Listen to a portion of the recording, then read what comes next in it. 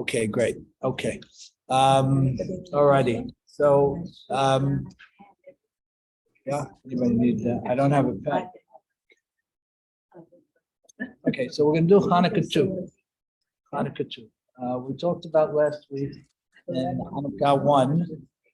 We talked about how in our lives, getting closer to Kadosh Baruch Hu is all about the how, not why, how we do things, right? Better we know how we do something, how we execute, and that's how we build that closeness. Okay, I want to further that a little bit today. And I want to start with the purpose of a Chag, as we know, is to take this how, put a super focus on it, and then move outside of it on a different level, right? But the idea is during the Chag, we're very, very involved in what we're doing in the how. We're very involved in the how, and leaving the Chag with different people from a Torah point. So if I'm prepping for a Chag, I want to be learning what's going on in that Chag. We're going to do some of that today. On the Chag, I want to be immersing in the how do I get this done? What are the halachot for this? How do we execute these halachot? And then when I leave the Chag, I want to leave it different. So the Moed, as we mentioned many years ago, the Moed is an oasis in time where I have the ability to go deeply into something, learn it, practice it, own it, and I leave the Chag different, right? The idea is come in at a certain level, leave it another level, right? Like we said, learning, action, learn. Learning, learn. Learn about the mitzvah, do the mitzvah, get to a higher level. Every time I learn and I do, I want to learn some more and I keep pushing the bar up. Good. So the perspective of any Chag is that, and we know with most Chagim, the din evolved from Pesach, which is that I start learning the laws of the Chag 30 days before, right? Originally, people would learn the laws of the Chag on the Chag, right? And the reason Chagim became days off and not days on, they were originally, right? Originally, all Chagim were regular, almost regular days. The reason they became days off, hi, Lisette, how are you? Is because we didn't have enough focus on the house, doing what we needed to be doing. So we're in the halachot, we execute the halachot, we're changed by the halachot, we move on. Good. We're in the halacha, execute, do it, transformed by it, and now I leave the Chag on a different level. Okay. To get a little bit of a background on this, I want to just about a couple of caveats that we have. We have this in the 13 Ikarim, the 13 principles of faith that were penned by Harambam, Maimonides. One of the key elements is that Moshe Rabbeinu is an altogether different type of Navi than anybody else. He's a different prophet. So Moshe Rabbeinu and Shmuel and Yirmiyah and Michael were nowhere near the same. They were nothing alike. Moshe Rabbeinu was very, very, it was altogether, not very, altogether in a different place. What is his place? We say that Moshe Rabbeinu's place was that he was able to remove all the human feelings, concerns, prejudices, imaginations, she'ifot, dreams, aspirations, whatever a human being defines his humanity by. He was able to move beyond that and therefore not immerse himself, hi, how are you, Sharon? Not immerse himself in the spiritual world. That wouldn't have made sense, right? Because what is he going to do there? But Moshe Rabbeinu, when he goes ahead and he moves beyond this human dimension, he can become one with HaKadosh Baruch Hu. And he becomes the exclusive prophet different from every other prophet, meaning that Moshe Rabbeinu would talk, just walking down the street, so to speak. He and HaKadosh Baruch Hu would have a talk. Neither of them had to prepare for it. He didn't have to be in sleep, in a trance. He didn't have to be frightened by it, as many Nevi'im were. He wouldn't go for extended period of time without getting a nevuah of prophecy. HaKadosh Baruch Hu would just say, "Hi, Moshe, let's talk," or vice versa. And because he had built himself, didn't start that way, because he had built himself to a point where he was completely exclusive of any of the things that we all deal with, feelings, aspirations, hopes, subjectivity, all the things that we build our lives with, right? Because he was completely exclusive of that, he was the one who could receive the word of the Torah from HaKadosh Baruch Hu and nobody else. What principle was that under? Beautiful. What principle is that under? So we really don't have one. Honestly, we don't have one. What we hold is that Moshe Rabbeinu reached this level, but for one time in his life. But for one time in his life, when he fell back. What would you guess? When did he fall back? Huh? Beautiful. Mem Leva. I'm saying when he took his shoes, maybe when he took the physical off and he took his holding him down, right, took the gravity down. So when HaKadosh Baruch Hu originally approaches him, to your point, Vivian, it says, remove your shoes, so to speak. It's not shoes that we're talking about, it's his physical constraints that HaKadosh Baruch Hu is telling him to remove. At that point, at the point where they meet at the burning bush, right? Hi, Rochelle, how are you? The reality is that Moshe can't do it at that point. He can't do it. He pushes back. He fights HaKadosh Baruch Hu on it. And it takes the better part of a lifetime for him to get to this point. But when he gets to this point, he and only he becomes the absolute transmitter of HaKadosh Baruch Hu's word. Without anything. There's no bias. There's no opinion. There's no emotion. God's reality is his reality. Yeah? So, when it says, when Moshe Rabbeinu described something, he wasn't describing something like we would, the way he saw it. He was describing it the way God saw it. It's very hard to work with. But it's the only way, because if it was anything other than that, we couldn't live by the Torah. Because if the Torah had anybody's influence on it, anybody, even the greatest of people, it would be a people thing. And it would be subjective to whatever extent, 1%, 2%. It would be limited by time. It would go out of style. Of course, not what we have. We have a Kadosh Baruch Hu communicating seamlessly to somebody who had gotten into his zone of consciousness. And it's only Moshe Rabbeinu to the exclusivity of every other Navi. Every other Navi got it in a vision, in a riddle, at night when they were sleeping. Nobody else had what Moshe Rabbeinu had. And therefore, the only one who could bring a mitzvah is Moshe Rabbeinu. The only one who could take away a mitzvah is Moshe Rabbeinu. We know that we don't learn mitzvot from the Navi, from the prophets. We don't.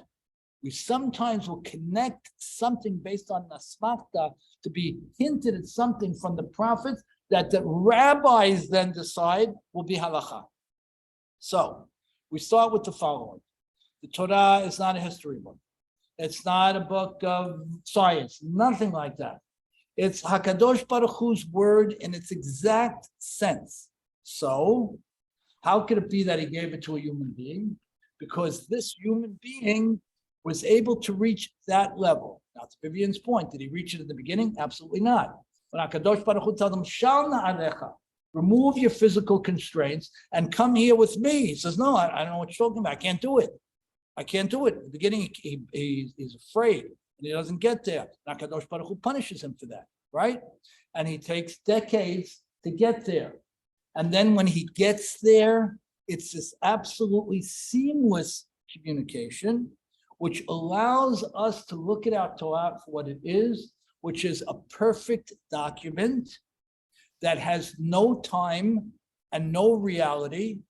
It's much bigger than time, completely outside of time, and has nothing to do with anything that anybody wanted or didn't want or anything else. Now, that's the only way it could be what it is, which is a document that's more relevant today than it was when it came out. What other document is more relevant 3,500 years later? Who ever heard of such a thing? In fact, I would guess, and I don't know, but there are probably millions of pages written on this document, probably more written today than anything else at any other time in history. So I'm building this for a reason. We start with the following. Kadosh Baruch Hu, Moshe Rabbeinu. Is he on the same level? Obviously not, but is he right up there? He's right up there, okay? Because that's what HaKadosh Baruch Hu wanted. That's the only way Torah could be true. We couldn't hear it directly from HaKadosh Baruch Hu, right? We back off on Har Sinai. We couldn't absorb it directly. We need somebody, and that's Moshe Rabbeinu. Okay? So, good? We're good with that? Of course, you can't put anything on the same line as God. But the consciousness, the reality, the understanding that HaKadosh Baruch Hu wanted and needed was granted exclusively to Moshe Rabbeinu. So nobody else can add a mitzvah. Nobody else could take away a mitzvah. It's only Moshe Rabbeinu. Okay. Then what happens? Would you say that was at Har Sinai? What was that moment that you said was? So I want to say that maybe he gets there a little before Har Sinai when they're still in Mitzrayim, when he gives him the mitzvah of what do you call it, Kedushat HaChodesh, and the mitzvah of Shabbat was also given before Har Sinai. So it has to be that he's already there at that point, and he does slip once. When he tells the people, Shim'una, right? He says, not a great term about us, right? He criticizes and chastises us. Why does HaKadosh Baruch Hu get angry at him? Because everything he did until that point was an exact reflection of reality, not his feelings, not his passion, not his, it was God and him. God saw something some way, he saw it some way. It was fluid. It was exactly the same. Over here, he stumbles for a minute and he gets angry. God wasn't angry. He was. And therefore, he compromised the model that had been built up to that point, and that would have to be sustained forever. So HaKadosh Baruch Hu gets very angry with him, and he tells him, you weren't Mekadesh Shem Shemayim at that point. You didn't sanctify. It's an instant in his life. And unfortunately, he pays a big price for it. But other than that, HaKadosh Baruch Hu, Moshe Rabbeinu are basically seamless. HaKadosh Baruch Hu speaks to him anytime, anywhere. Moshe Rabbeinu does the same. And this is the basis of what we have. So we're not limited by time. We're not subject to the judgmental opinion of any Navi. We're not subject to his fears. See, in the books of the prophets, that we have all kinds of issues. A prophet doesn't want to tell the people that HaKadosh Baruch Hu is angry. A prophet delays. There are prophets who don't get a prophecy for decades, one here and 130 years later. Moshe Rabbeinu was an open funnel, an open channel. Good, even greater than his brother and his sister, who were great prophets as well. Okay, now, we start up there, right? Then something very exciting happens. HaKadosh Baruch Hu says, I'm going to give it to these great people, right? Great men who are brilliant thinkers, and I'm handing it to them for them to develop, right? Now, this is a remarkable thing. So 1 minute. What you got was absolutely from the absolute source of truth. You can't get any more truthful than God himself. You can't get any more truthful than Moshe Rabbeinu himself. Now you go and you hand it off to the Bishimon and Hillel and Shabai and these giants of giants. How do you hand it off to a man? How does that work?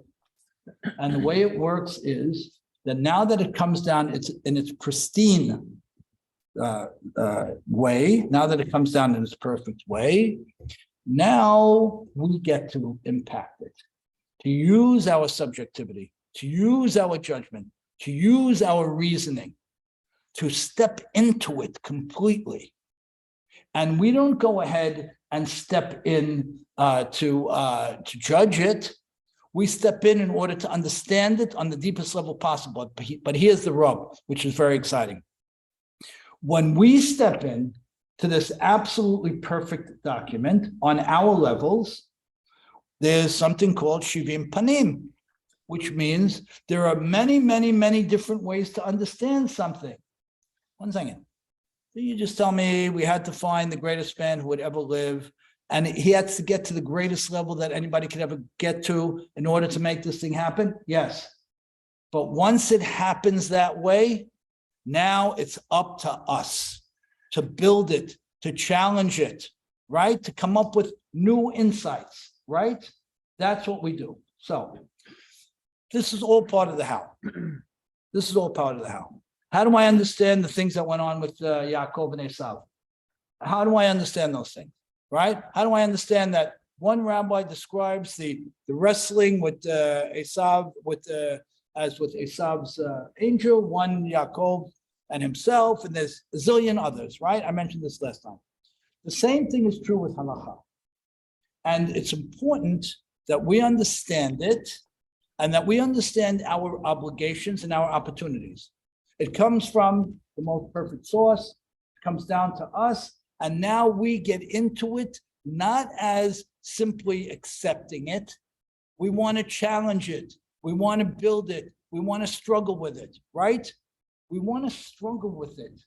Because if we struggle with it, if we push the hows, now we're going to get closer to God. So why is it that Rashi says something and Ibn Ezra says something else and Ramban and Kliyakad and Or HaChaim HaKadosh? Why? Let one say it one way and finish. But then what would be the direction of everybody else? How would they build their relationship with HaKadosh Baruch Hu? So I want to put out to this group, I want to hold a very high bar, very smart people in this room and on the screen. Okay? You got to get in it, get into it. The same way that you do in your Chumash class, right? Getting into the details, you want to do the same thing in Halacha.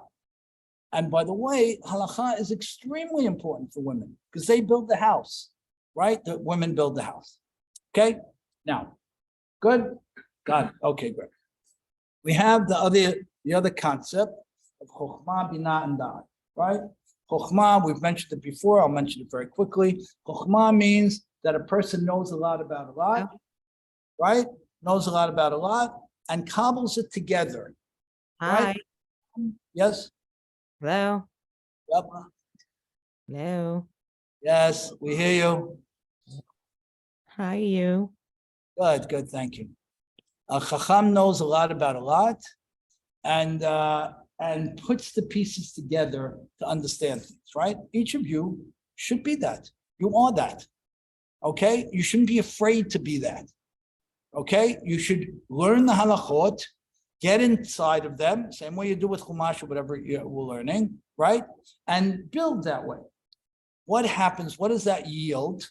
It yields something called binah, which is to distinguish the subtle differences between overwhelmingly similar things, right? Two halachot are very similar.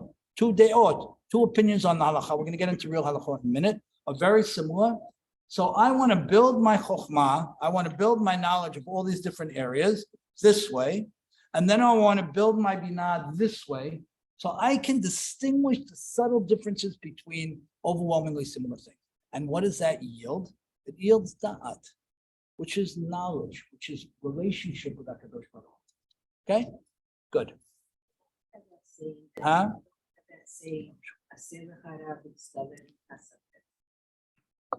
I'm not talking about Sfikot. You're right, it's a great question.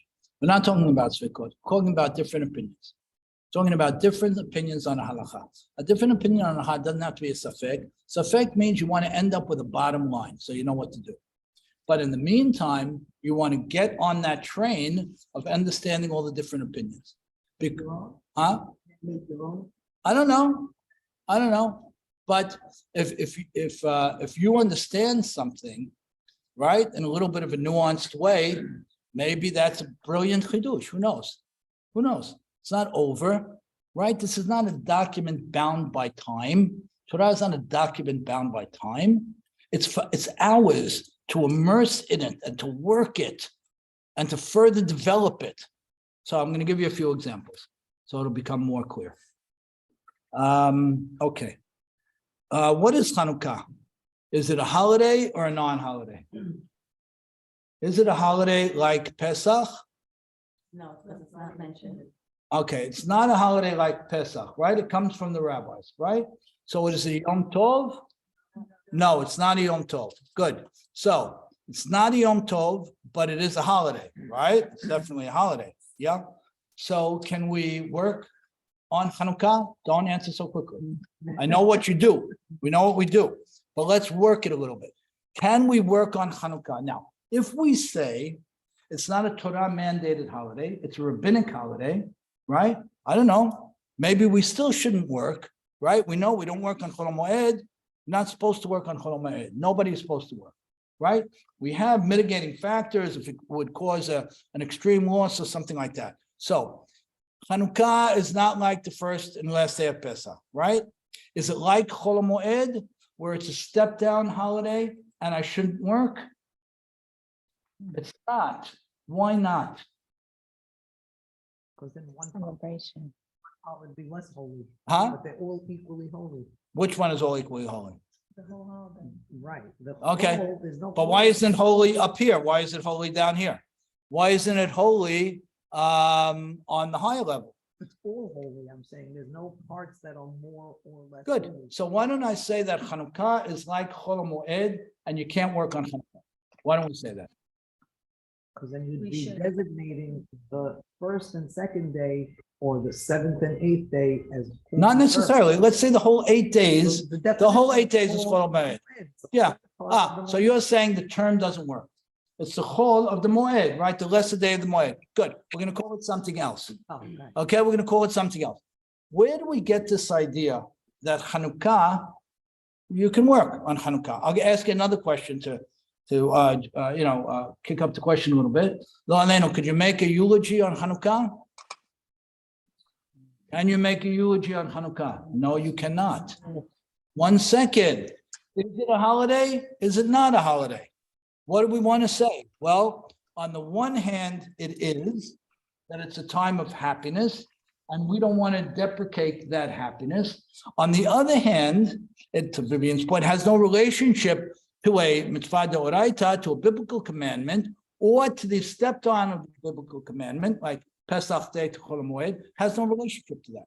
And therefore, the rabbis built the holiday, and the rabbis felt that it was okay to build this holiday and let people work.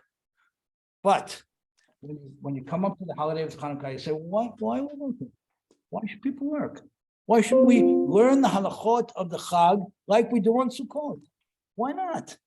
Why shouldn't it be that way? You have to ask the question.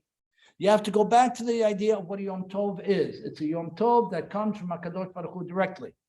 Now we have these in-between days where the rabbis have a dramatic hand in shaping what we do and what we don't do.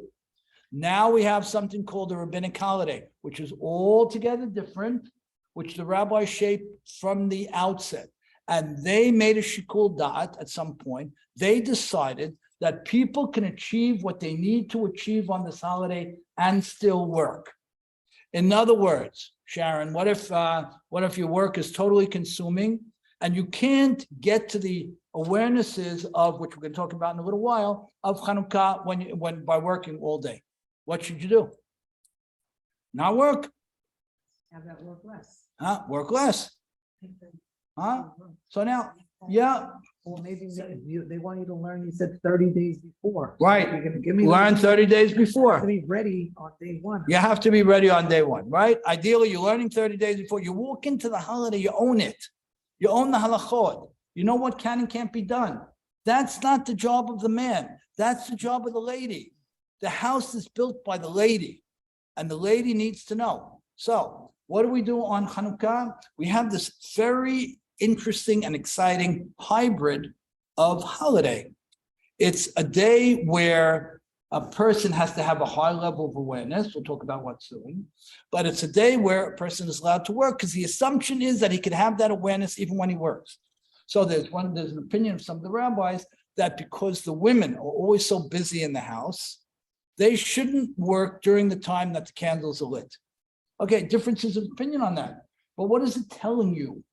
But the fact that there's an opinion like that and there's people who disagree with it, it's telling you that a lady has to know the halacha and say, if working during the time that the candles are lit is going to take me outside of the head of the candles, then I can't work then. right? Now, what is the head of the candles? This odd mindset.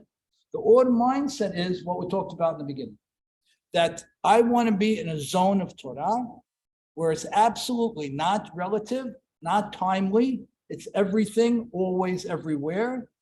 I want to be immersed in it. I want to be building with it by learning more of it. So the more I know about the Halacha, the closer I am to HaKadosh Baruch Hu, then that's really the point of this particular holiday. Let's get immersed in Or, which is knowledge in this case.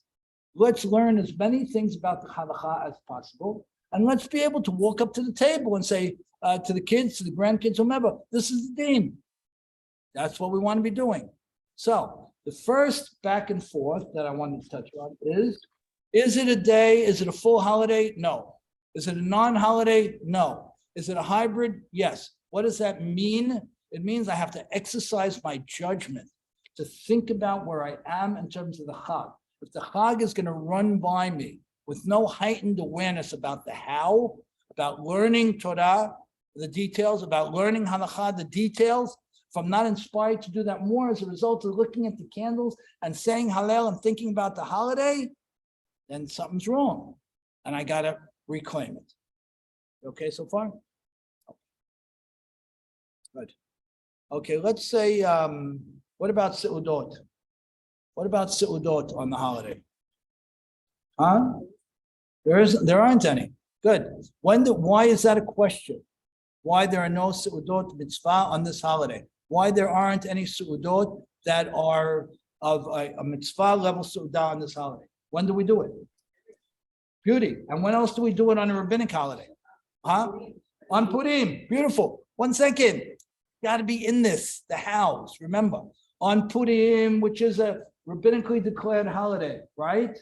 We have Seudat mitzvah. One of the handful of mitzvot of Purim is to have a Seudah, is to have a meal. It's a mitzvah, right?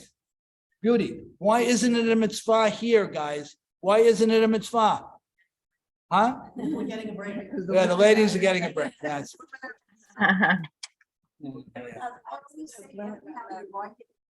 Other than it's.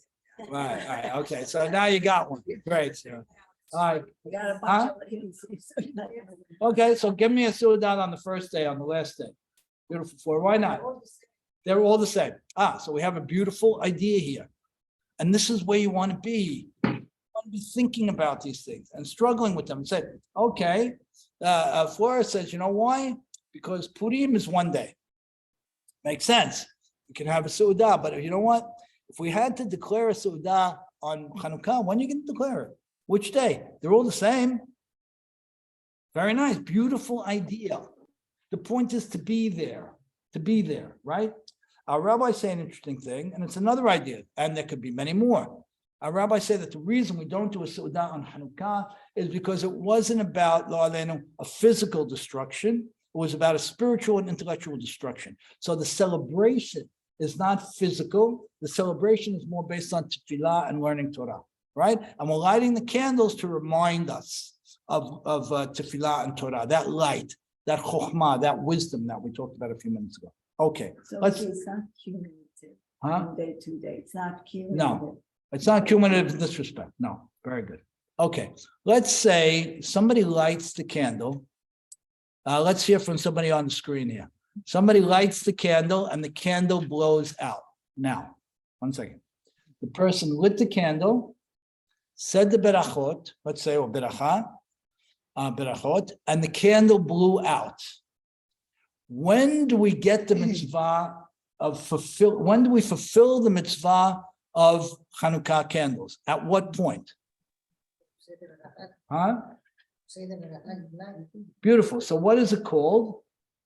When we say the bracha and we light it, right? The mitzvah is with the hadlaka. That's the term, right? The minute I light, the minute I fulfill the mitzvah. Therefore, if it blows out, do I have to light it again? 1 second, you fulfilled the mitzvah. Hacham, you fulfilled the mitzvah. Huh? Okay, with the bracha? Without beauty. Okay, so let's go step by step. But we still haven't thought about it. We haven't thought about the holiday while the candle was lit, and that's really what we're supposed to be doing. Exactly, perfect. Thank you. Could you Perfect. repeat? Huh? She said, this is the way we should be thinking about the holiday on these terms, with these terms. So let's take Flora's point. On the one hand, we say that you have to have enough oil for it to burn until 20 minutes after Tzeta Kochavim, after the candle, or after the stars come out, right? Okay, it burned for 32 seconds. How could you have fulfilled the mitzvah? The answer is that the halachic term is that the kiyum of the mitzvah, the fulfillment of the mitzvah comes with the hadlaka. Good? Let's give it another rub. Lighting, I'm sorry, lighting. So, thank you, I'm sorry about that. Now, what if you lit it in the wrong place? In the wrong place. In other words, you have to light it in a place where there's public view. Okay? Light it in a public place. You lit it inside. Did you fulfill the mitzvah when you lit it? Or did you fulfill the mitzvah when you moved it? Huh? When you do it. Beautiful. When you I like. should let you sit here. Like. You should fulfill them. You filled the mitzvah when you lit it. Well, what do you mean? Did I completely fulfill it? No. But when I lit it, I lit it. Cool? We're okay so far? You're saying one to light and one to publicize? That's right. Very good. And if I lit it, but I failed to publicize it, I failed to publicize, but I still lit it. Beautiful. Excellent. Now, what if you lit it? Huh? Not put it by window? Well, you shouldn't, Yeah. because then you don't hit the second mitzvah. No, but are you allowed to make the beracha with the Yes. knowledge that Oh, nobody? so that's a great question. That's what we're going to talk about now. Let's say,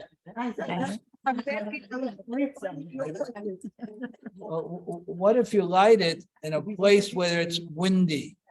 Yeah. Think about it a minute. It's windy. You light it in a place where it's windy and it blows out. Did you fulfill the mitzvah or not? Yes. I'm saying, think about it. Think about it. Rebbitzins, think about it. Huh? Yes.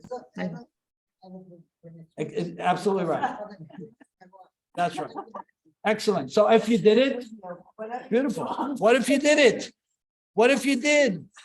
Come on, guys. What if you lit it in a place that it's windy? Did you fulfill the mitzvah? Huh? Did it catch or didn't it So you catch? have to- Wait, It caught, but it could not have sustained. Excellent, Ms. Evans. It does not have sustained. In the first case, you lit it in a place where it would have sustained itself, right? And therefore, if it didn't, by some crazy chance, which is unusual, then you still fulfilled your obligation. But if I lit it in a place where it wasn't sustainable, I didn't fulfill my obligation. And by the way, the same thing holds with other mitzvot. If I put a sukkah on the back of a horse, right? I built the sukkah kedatu kedin, but the horse is going to move. The sukkah is going to fall apart. Did I do anything? One thing, but when I completed it, I completed it, but it couldn't sustain itself. So now you have a new perspective. And that is when I do a mitzvah, I have to do it in a way where it will perpetuate. Now, if by some crazy chance it doesn't, then I relight. Now, when I relight, I put it in the right place, in a place where there was no wind, right? And the window blew open the first time in 30 years and took out the candles, right? I have to light it again, right? I can light it again. Do I light it with a beracha? No. Excellent. Why not? Why not? You don't light it with a beracha. Why not? You don't have to light it. Okay, good. You did, right. Can you light it? Yes. Okay. Do you light it with a beracha? No. Why? What's the other rule we have? Huh? Beautiful. Yeah. You did it already. You did it already. So we have the concern. You're allowed to light it again, but we have the concern that the beracha might be the batala, that the beracha might be in vain, and therefore, because there's a question about the beracha, I never say it. We go according to the Ben Ish Chai in this, Sfaradim, including us. Ben Ish Chai came from Baghdad. We didn't, right? But we go according to him on this. The Ben Ish Chai is very strict in terms of saying God's name, and therefore we end up being very lenient in saying berachot. If I think I said a beracha on something, I think I said a beracha on the water, and then I don't remember if I said it or not. Do I say another beracha? Absolutely not. Why? Because there's a possibility that I said it already. I'm going to say God's name in vain. Okay, now, Cool? Okay. Let's say I have two parts of my house that face Reshut Harabim, that face a public thoroughfare, right?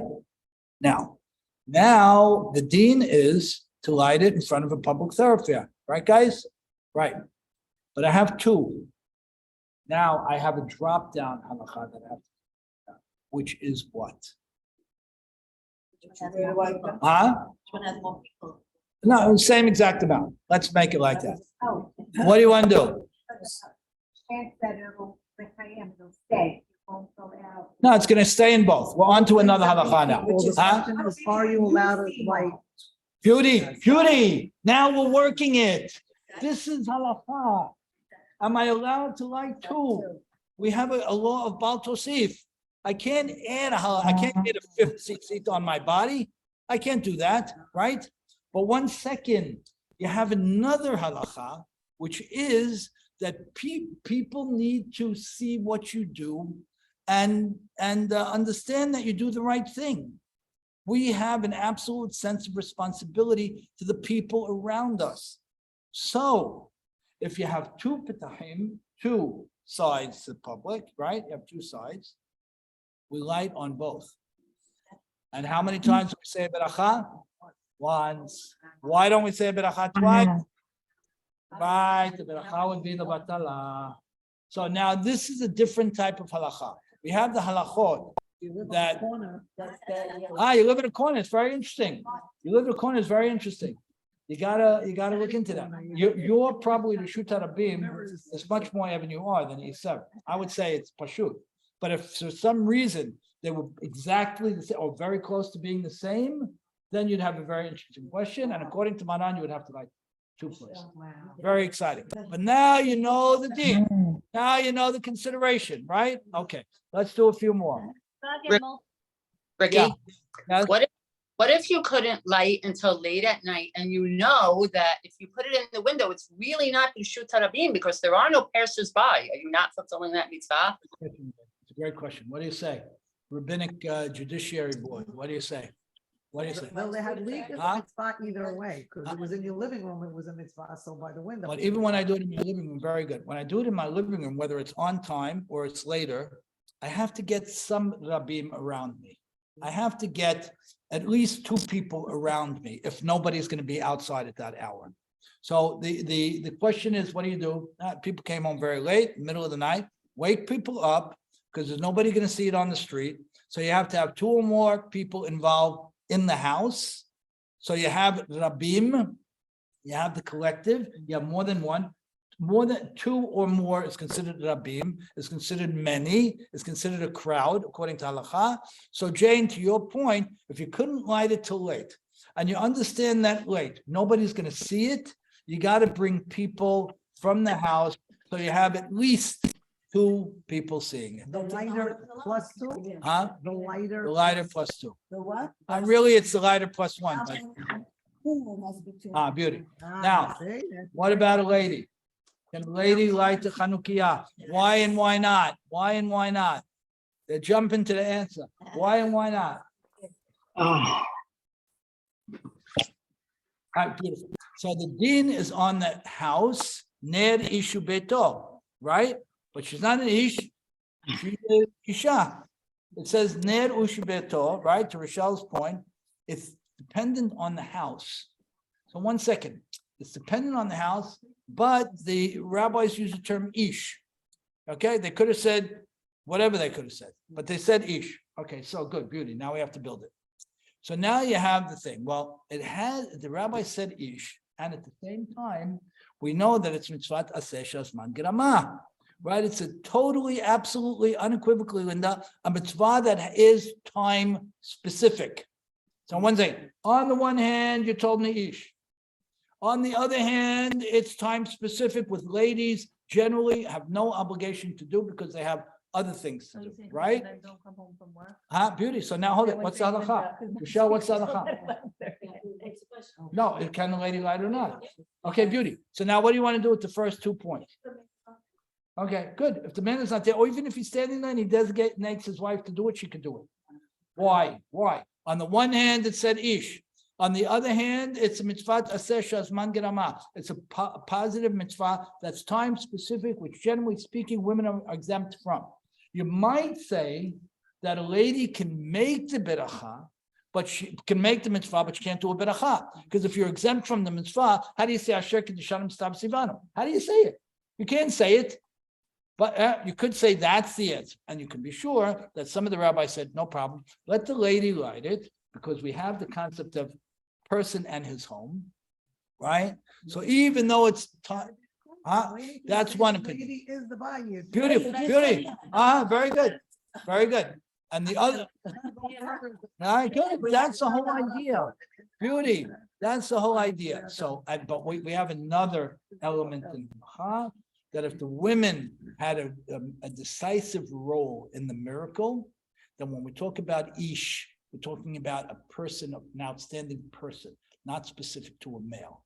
So in this case, the women, there are two very beautiful shittot on the women's role in Hanukah. One was, as it always was the case with the Gitlah, with the redemption, it started with the women.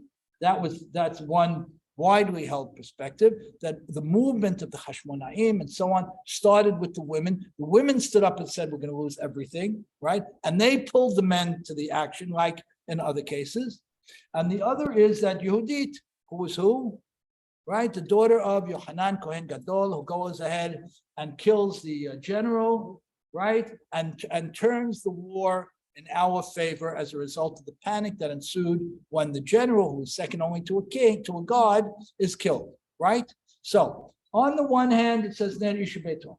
On the other hand, it's mitzvah taseh shazman gerama. It's a time-specific law. On the other hand, and this is the hows. This is what makes it so fabulous. On the other hand, the women had a decisive role. And therefore, not only can they light, but they can say a beracha. When you learn that, you're supposed to go crazy. Because you learn the parameters of the halacha. You say, wow, isn't that that they were part of the miracle? Because if they were just part of the miracle in a passive way, you might say, how could they say the beracha? Let them light without saying the beracha, because say the beracha, you're saying that we were commanded to do it. But what do we say? We say that they were decisively part of it. And because they were a decisive part of the miracle, they get to say it with a beracha. You're away on vacation in a house, or you don't own the house, Airbnb. Yeah, take it with you. Airbnb. Like- That's your home. That's your domicile for that. The same. That's your dwelling. That's your dwelling. Yeah, that's your dwelling. Why do they say Ned, one candle? Ned Yishubeto. Excellent. Why is it Ner Yishubeto? You can fill it with just one candle. You can fill it with just one candle. Good. Excellent. All right. Now, let's do a few more. Yeah, go ahead. I'm not sure, right? 1 second. I didn't hear you. Dwellers. Say it one more time, I'm sorry. No, I'm just saying like when, like with that with my grandma, right? If the men go to light her menorah in her house, they are not dwellers in her home. Beautiful. So do they say beracha or not? That's my question. What would you say? No. They say beracha. Oh, wow. Because the beracha is on the light. Right. The beracha is for her. You're saying it for her. So for example, on Purim, let's say somebody goes to house reading the Megillah for people who weren't able to come to the shul.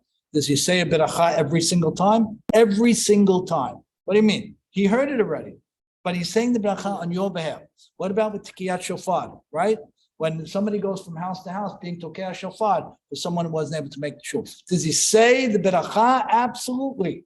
Because he's saying it on my behalf as my shaliach, as my appointed messenger for this mitzvah. Let's do a few more. I'm all alone in the house. There's nobody. Can I lie about myself? 100%. Try to light it. What? wants Try. you to I hear- know. She wants us to hear the question. He already knows the. Oh, all right. Because she doesn't want you coming over. Don't worry. Huh?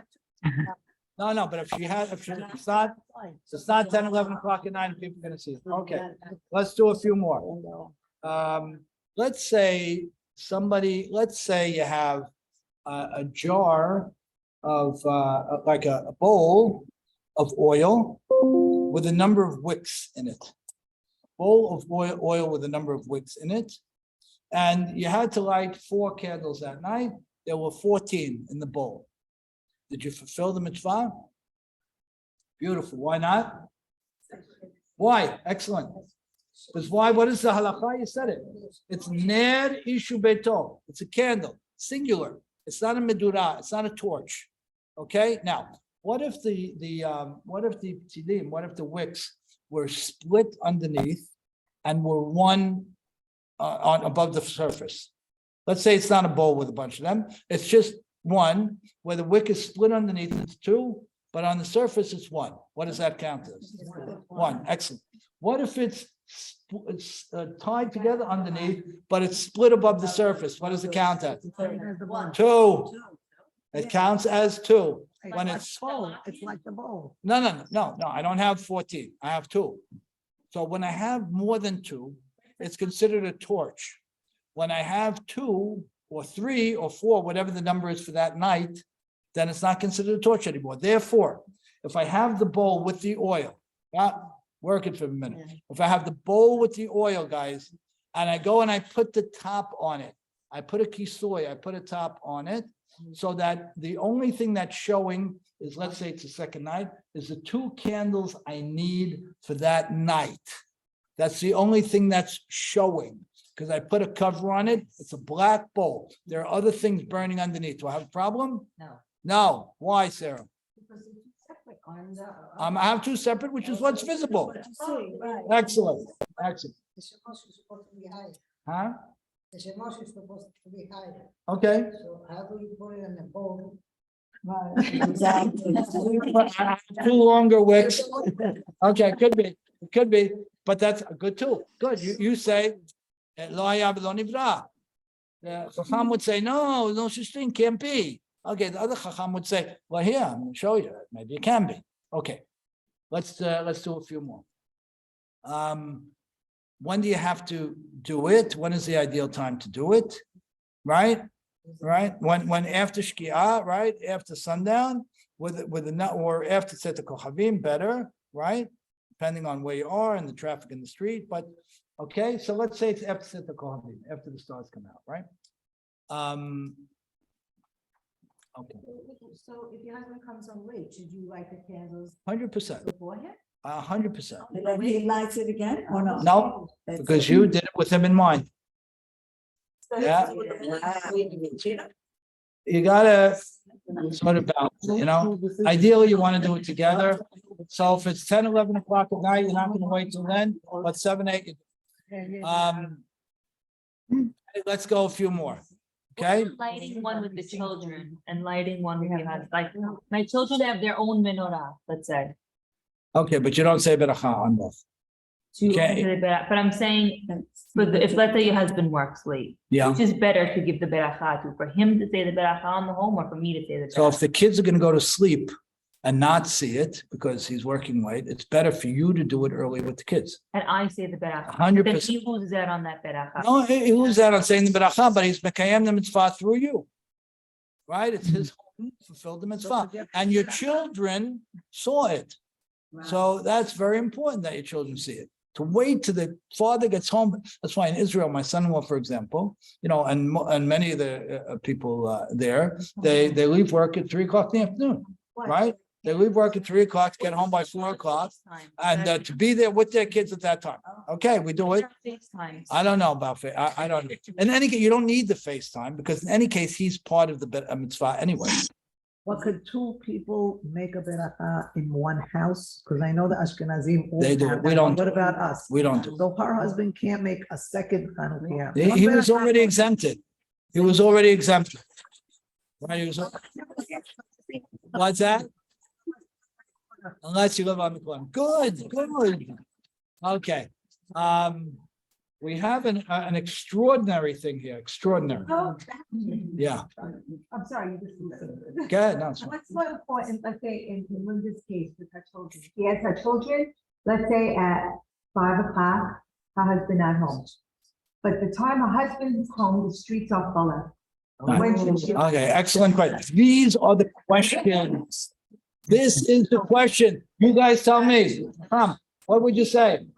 On the one hand, if she lights it earlier with her children, yeah, then the streets are less crowded, right? It's still after Tzet Kochavim, after the stars come out, but the streets are less crowded, right? Good. But if she lights it later with her husband when her children are sleeping, the streets are more crowded. What do you want to do? You tell me. Huh? What do you want to say with the kids? I have to build the people closest to me. Starts at home. Whenever we're thinking about sport, chayecha kodmim. This is very, very, very important. We have to think about ourselves and our children first.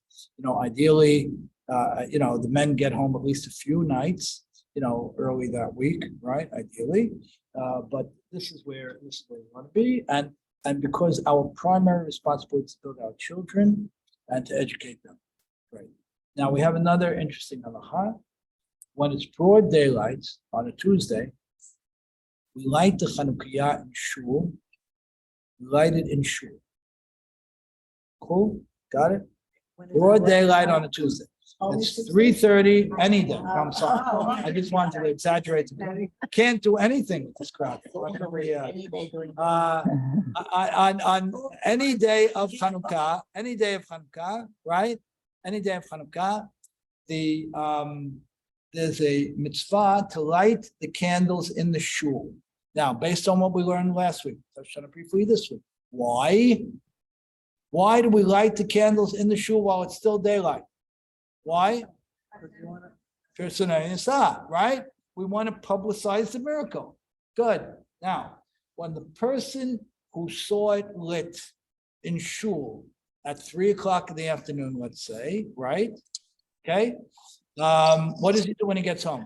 Did he fulfill the mitzvah already or not? Yes, do it at home. Beautiful. Huh? What? It's supposed to be done at sunset. It's the wrong hour. It's not to see the candle, it's to show the candle. Very good. So now we have a great little argument. One side says, one second, the person already fulfilled the primary obligation of the candles, which is to publicize the miracle, right? The other says, okay, he fulfilled publicizing the miracle, but he didn't fulfill Ner Ishu Beito. So what do you want him to do? So go home, and when he lights it at home, does he say a beracha? Yes. What? Didn't you say the beracha already? Huh? Beautiful. It wasn't his bayit. So, now, so Talking about the lighter, about the lighter, not audience. not the audience. The audience for sure says the beracha, Okay. right? But what do you mean? Even that, I'm saying it for sure, but it's not so. Like the Megillah. Okay, but even the lighter goes as and says it again. Like the Megillah. Yeah, what's the Megillah? Perfect, beautiful, perfect, got it. Yes, now, what do we do by us now? We have a ravak, like a single kid who lives at home, who's not going to be saying the beracha at home, an adult, so he knows what he's doing, but he's not going to be the one doing it. So we try not to have the Av Bayit make the beracha. But can he? Yes, he can. Anybody can. Yeah, well, the woman could hide at home, but she doesn't have to. Yeah. Oh, beautiful. It's perfect. That's exactly where we are. We're gonna do one more point, huh? What's the purpose of the shamosh? What do you say, guys? What is the purpose of the shamosh? And why does it have to be a little bit separated from everything else? Huh? What is it? No, we don't light with the shamosh. Very important. We do not light with the shamosh. We light with something else. The shamosh has a different purpose. What is it? In case you inadvertently use the candles as light. Fantastic. Perfect. Oh. So this, the Ner, one second, step by step. We do not light with the shamosh, and the shamosh has to be a little bit separated. It's a little higher, a little this, that. Typically on the Hanukkiot, right? It's a little bit higher. And we light with another candle separate from the shamosh, right?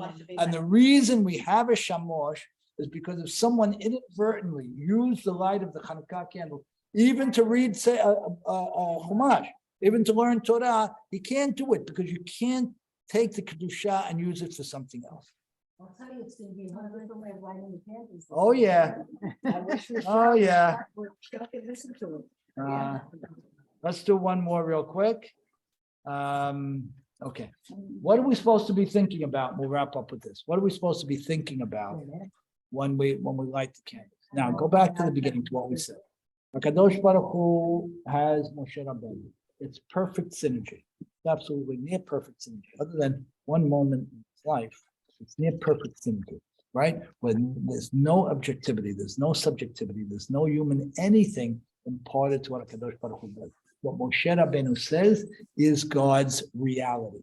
He doesn't interpret God's reality. What he says is simply, this is the reality. This is the reality. This is the reality. And therefore, when he got angry at the people, when he slammed the rock, the problem was that God wasn't angry. It wasn't the reality. And you can't go ahead and humanize Torah with your reality. Okay? Good. Okay, now. So the question we said, what should we do? Oh, yeah, beautiful. Thank you. That's like the crux of. So the question is, more than that, I go back to what I just suggested. Go back to what I just suggested and tie it back to what we learned last week. We'll wrap up here. We learned last week about the how, right? We just had some fun and learned which are the how. We said that the how, right? We said that the how is the way to get close to HaKadosh Baruch Hu, to build a life with HaKadosh Baruch Hu. It's all about the how, and we just did it, right? And there's no way the why will ever get you there. There's no way. It's only the how. And the more we can split hairs with Halacha and have the courage to think the ideas through and to debate them, the more powerful it is. And the closer we get to Borei Olam, and we activate wisdom, binah, understanding, and da'at relationship. Great. So now the question becomes, what should we be thinking about during the time when this light is burning? What should we be thinking about? What do you say? Based on what we learned now. What is Torah? Good. So what I'm thinking about again, I should be How could we? beauty. I should be impressed by the holiday. I should be changed by the holiday, right? We know in Judaism, there's no such thing as neutral in Judaism. Zero. Never was, never will be. It will never be neutral in Judaism. Either a person moves forward or they move back. What are you talking about? That's the reality. It's a very, very aggressive reality, but that's our reality. Either you spent the day and you learned more. That's why I tell people, learn one vocabulary a day. Learn one new word in Hebrew a day. As long as you can put your stake in the ground and say, I am better than yesterday. I am stronger in the house than I was by my myself. Vivian's point. When I light the candles and I see the or, right? This is what I'm thinking about. How do I recommit? How do I double down? How do I raise the bar? And again, as we talked about, learn Torah, I go two ways. I amass knowledge, so I go horizontally, and I sharpen my mind, so I go vertically. I have a little thing that I remind myself every so often, is what I'm learning now harder than what I learned last month or 2 months ago? What do you mean? I'm saying I'm learning a lot. It has to be harder, yes, because I want to grow my knowledge and I want to grow my mind to be able to amass more complex knowledge. And that's what we want. So when we're thinking about the light, when we're looking at the light of the candles, we're thinking about our own intellectual growth, our own commitment, that of our children, and just build them and build and build and build. And one idea a day, you're a different person.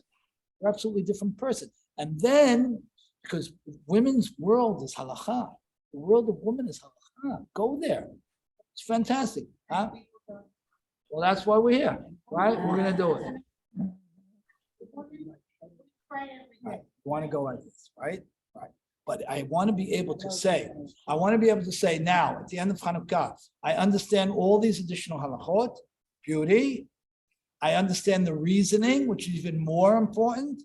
And even more important than that, I've sharpened my mind because I'm thinking on a more complex level. And when does that end? Never. It never ends. We should never, ever be dormant. Challenge, challenge, challenge. Sometimes I'll get out of reading something and I'll be like crying. I can't even take it. What do you mean? I spent an hour and I understood 20 minutes worth. Beauty. 2 months later, I'll understand 30 minutes worth. That's good. That's good. Good. In terms of halacha, Every day she's saying. why wouldn't you learn Torah? No, I mean a book. Oh, yeah, sure. I'll give you a few. Okay, you want to learn about the holidays? You want to learn what? You know what? I'll put a list together of 4 or 5 things in 4 or 5 different areas, and I'll put them on the chat. Great. And by the way, to Shelley's point, learn with a book open all the time. That's the way. And we've talked about this before, some of us. Pencil and highlighter, make the book yours, make it messy. It's very exciting. Books should be ours. You ever see Vivian's books? It's not the same thing. We have 3 components. We have learning, praying, mitzvot, actually learning, praying, mitzvot, yeah. Those. But the learning is very, very. 2 different people. Thank you. Any other thoughts, questions from the Zoom people? We're gonna get it. Thank you. Yeah. I have one halacha question. Oh. I have one question.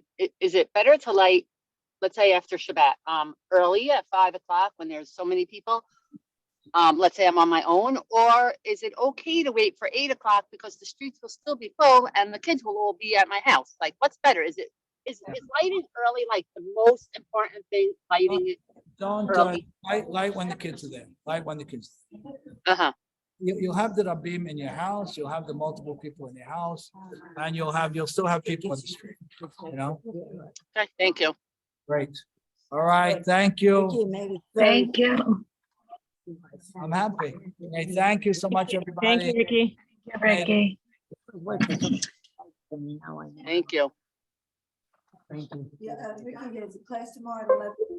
Class at 11:45 here tomorrow. I don't want to burden